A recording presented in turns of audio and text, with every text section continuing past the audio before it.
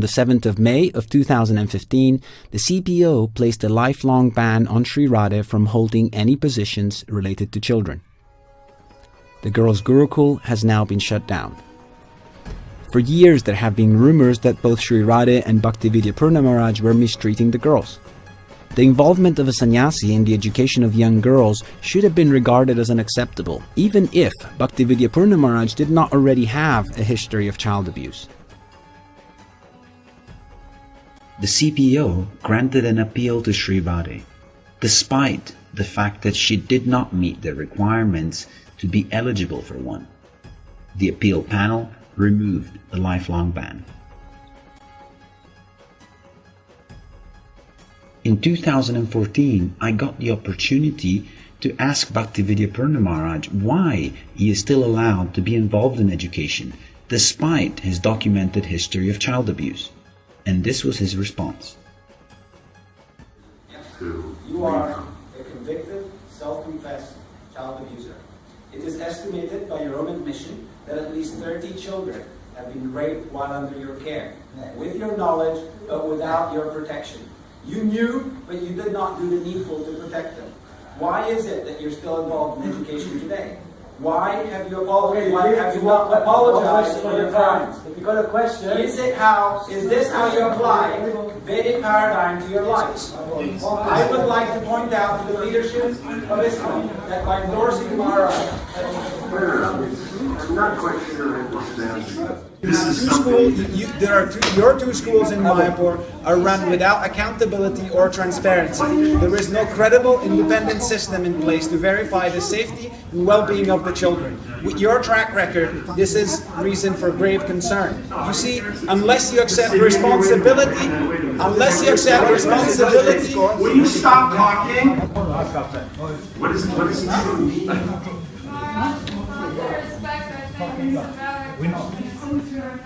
No, but what do you mean by true?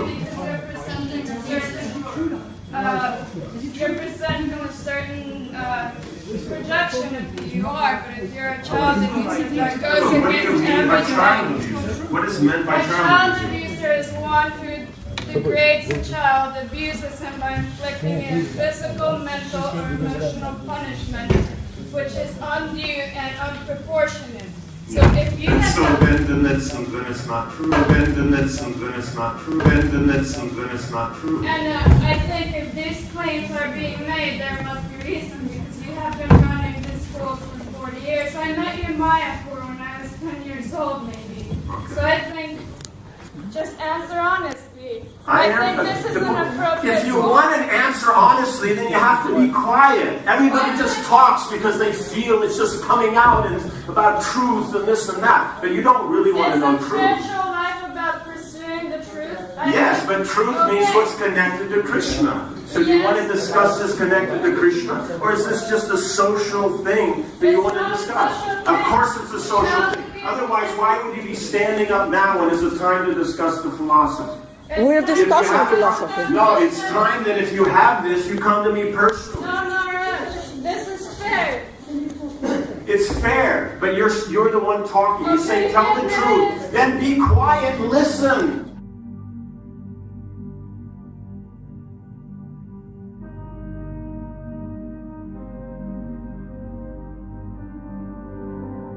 Child abuse is when a parent or caregiver, whether through action or failing to act, causes injury, death, emotional harm, or risk of serious harm to a child.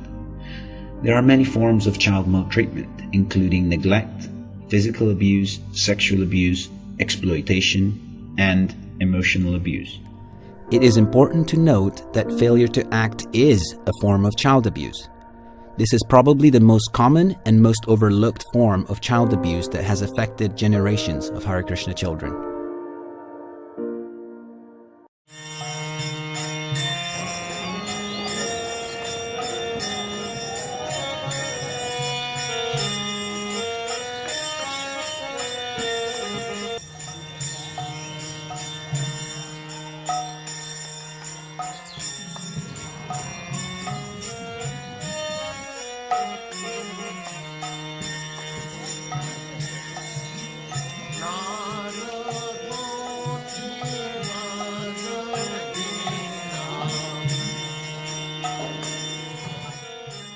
I grew up in ISKCON Gurukulas, and child protection has been a concern most of my life. I have made several attempts to request a review of Maharaj's circumstances following ISKCON's appropriate channels, without any success.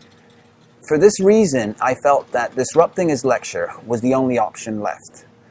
The audience was more shocked by my disruption than to discover that a known child abuser is involved in the education of children.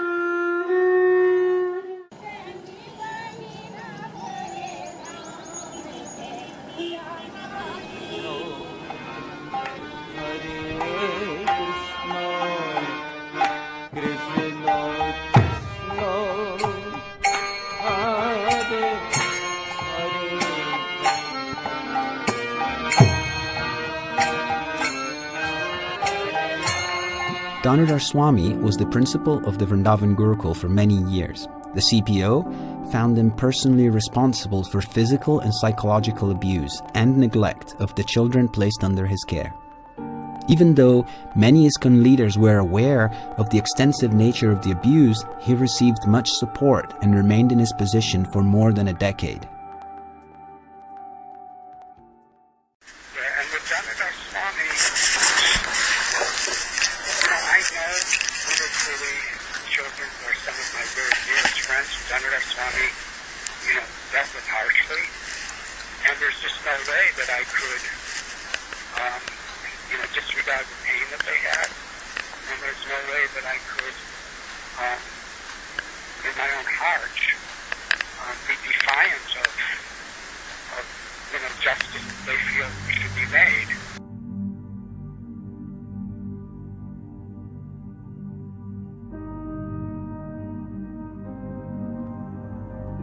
The GBC body is sorry for the difficulty you and your disciples, followers and friends must have experienced because of these long and cumbersome procedures. We could have done much better, and we sincerely apologize. It's like if a government apologized to a child abuser for the troubles and inconveniences he experienced while being adjudicated for his crimes. In 1995, Gauri Prabhu was the head teacher in the Vrindavan Gurukul. After an incident where he had beaten 3 children, a group of former students wrote to the GBC and was able to obtain a ban on the use of corporal punishment in the school.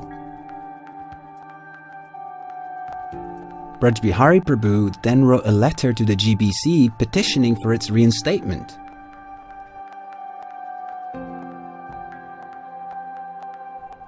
Following Braj Bihari's request, corporal punishment was reinstated.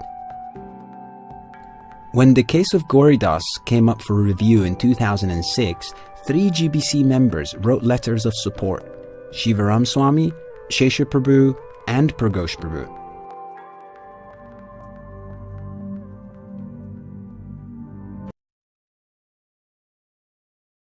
The Gurukul and international school is a school with a difference. In 2010, Gopal Krishna Maharaj took over the management of the Vrindavan Gurukul. He appointed Leela Purushottam as the new principal. As Leela Purushottam lives 300 kilometers away from Vrindavan, he needed somebody to look after the day-to-day management of the school. New management had appointed Radhakant Das as the vice principal, and he took over from Anand Vrindavaneshwari Mataji.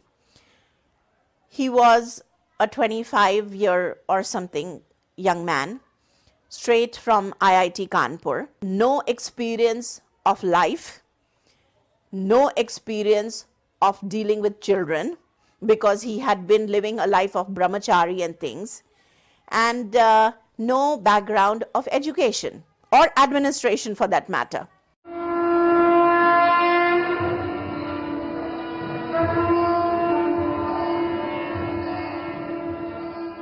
Okay. So tell me what happened, Rita?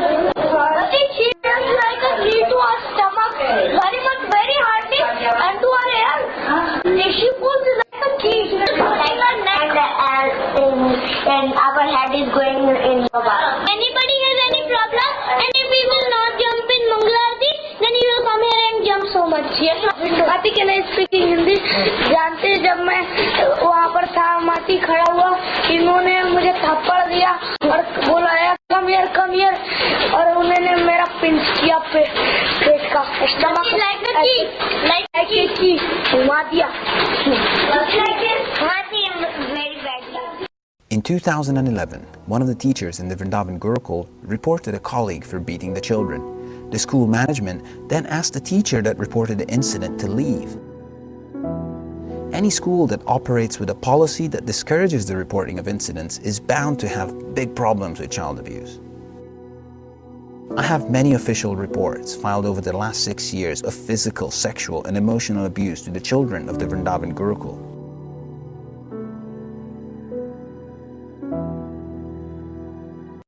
From the very beginning, I knew that my loyalty was to the children and to Srila Prabhupada. So I met with Anuttama Prabhu and with Shesha Prabhu. We had lunch together and I narrated everything that had been going on in the school since the time the new management had come by.